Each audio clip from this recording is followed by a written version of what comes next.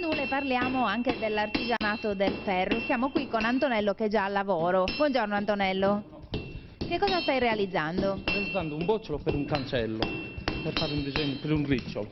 Ecco, è proprio il caso di dire che il ferro va battuto quando è caldo nel vostro lavoro. Sì, sì, certo.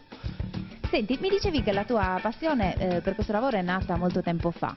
Sì, è nata, si può dire, da quando mio padre e anche mio zio facevano questo lavoro, poi ho fatto anche qualche altro lavoro, però poi mi sono messo a parte da 5 anni adesso.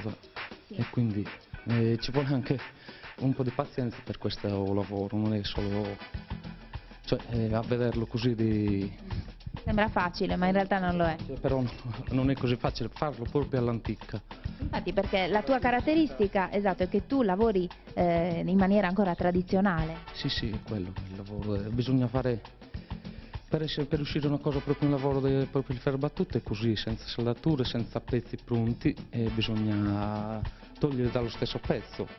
Quali sono gli oggetti che realizzi e quelli anche più richiesti dal mercato? Ma più richiesti sono tipo cose di arredamento, anche cancelli, lo stesso, inferriate.